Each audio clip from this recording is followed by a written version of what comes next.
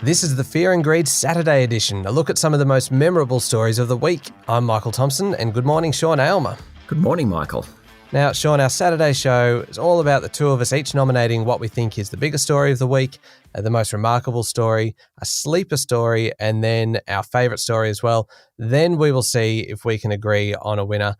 There are some really big stories, some really interesting stories this week, so I'm going to be really interested to see what you have chosen, because I'm sure I've chosen better. But let's jump into it. But first, actually, I'll just add one point. The biggest story of the week, I don't think you can choose the Ukraine crisis. Hold on. Well, whoever chose it first was going to win automatically. But the problem is that it is evolving so quickly that whatever you say will probably be out of date before you've even finished saying it. So Ukraine aside, what was the biggest story this week for you?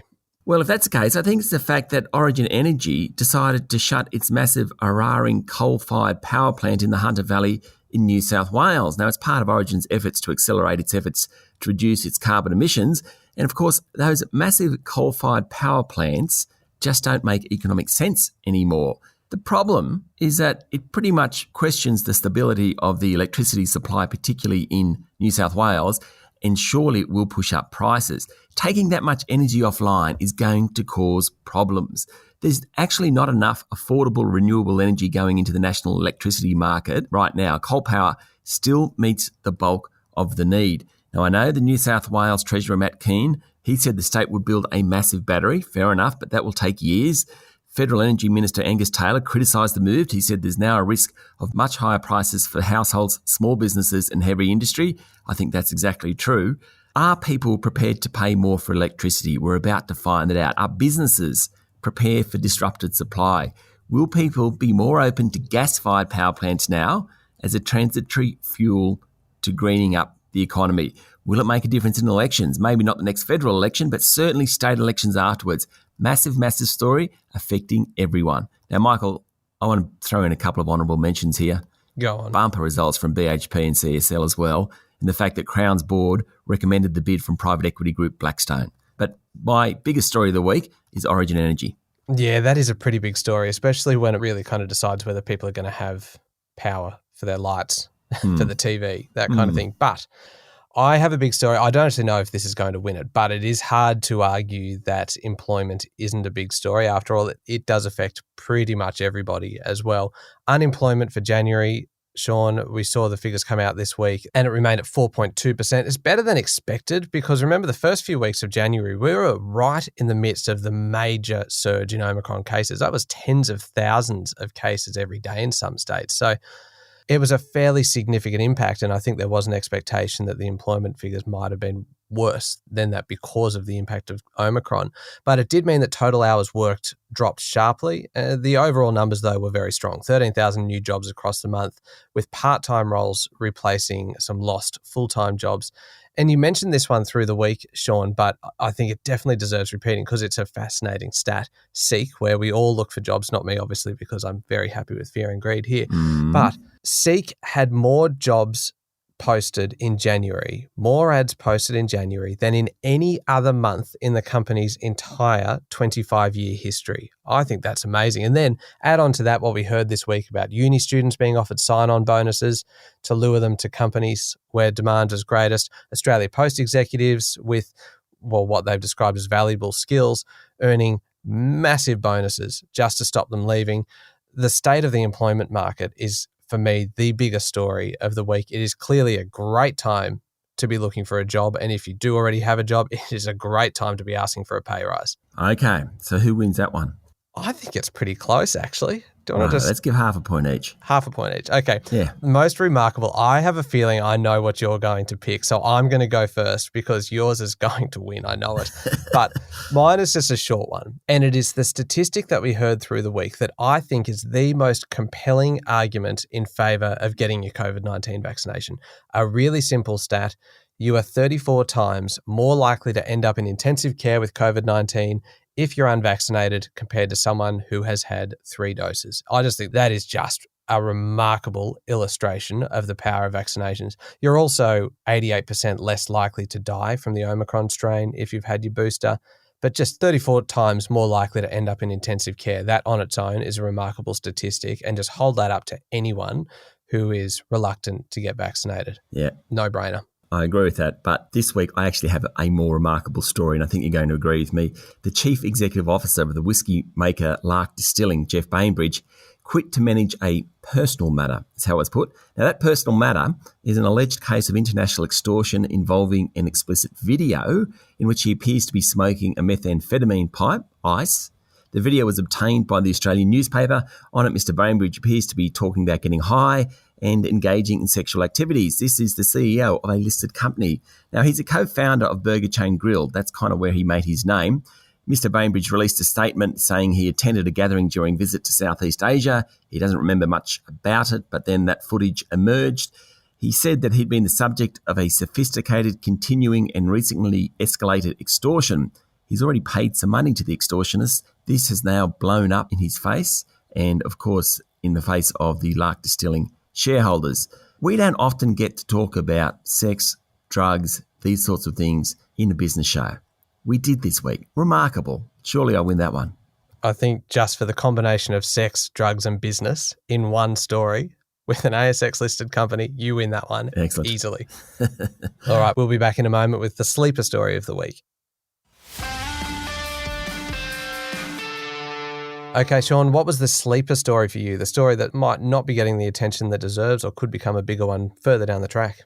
Well, Stephen Kennedy is the head of Treasury, and he was in front of Senate estimates this week, and no one really heard much about it. Now, Stephen Kennedy is about as important as Reserve Bank boss Philip Lowe, in the economics world at least, and he's more so in politics because he directly advises Treasurer Josh Frydenberg.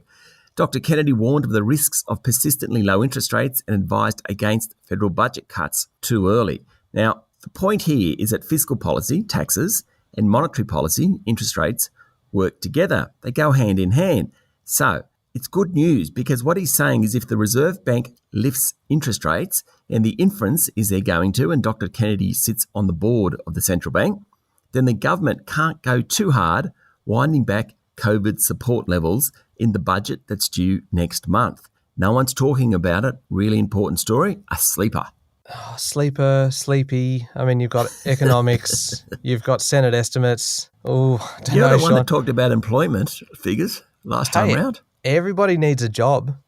Thank you very much, Sean. So, look, I'm going to beat you with the sleeper story of the week, and this is a global story, so I've already taken this one out. Hong Kong, Sean, is planning to COVID test the entire city. So we talked about this through the week. It is a strategy that has already been used fairly extensively in part of mainland China. And in Hong Kong, it's part of an effort to get control of the latest coronavirus outbreak. Now, this is according to Bloomberg through the week.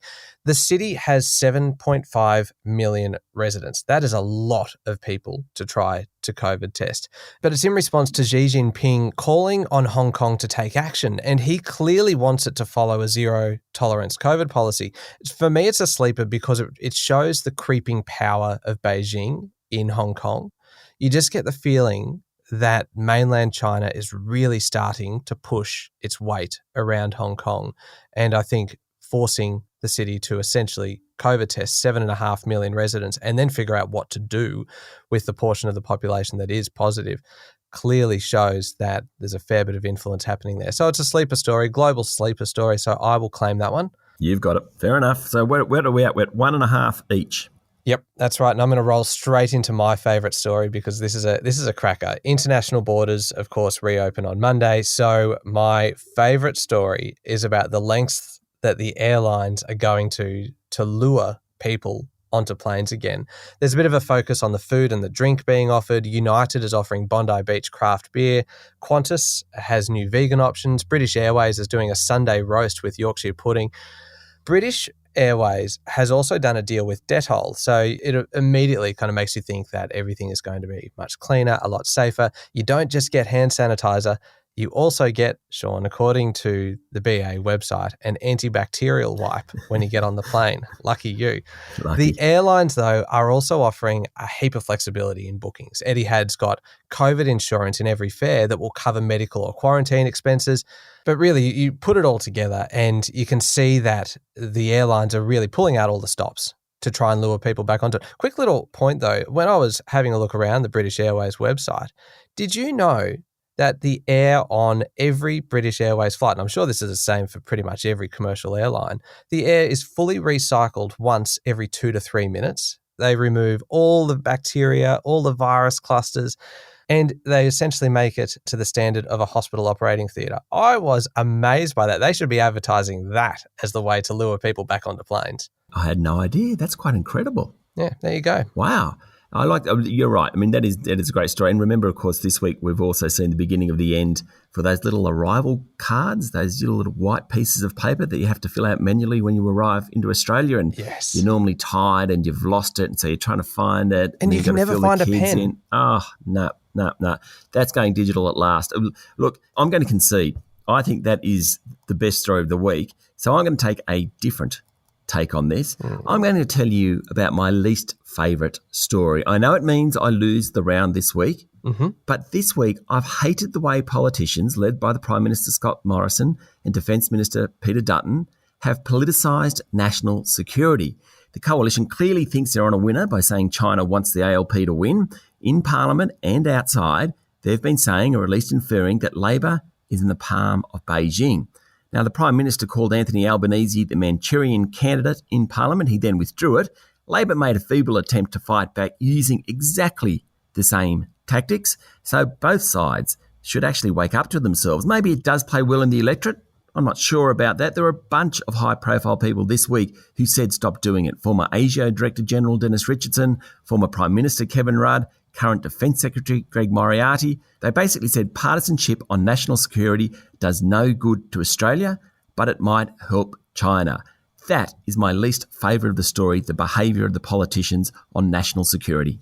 That is a very good story. And look, I would give you the point, except for the fact that it has to be your favourite story. It's supposed to be. I will claim the victory this week, but I will give you a special mention. Well done. Thank you very much. It's an honourable second place you've achieved there, Sean. Thank you. Thank you very much, Sean. Thanks, Michael. And don't forget that tomorrow we will both be back with Adam Lang from the Fear and Greed team to have a bit of a lighter look at some of the news around the place. I'm Michael Thompson. Have a good Saturday and a great weekend.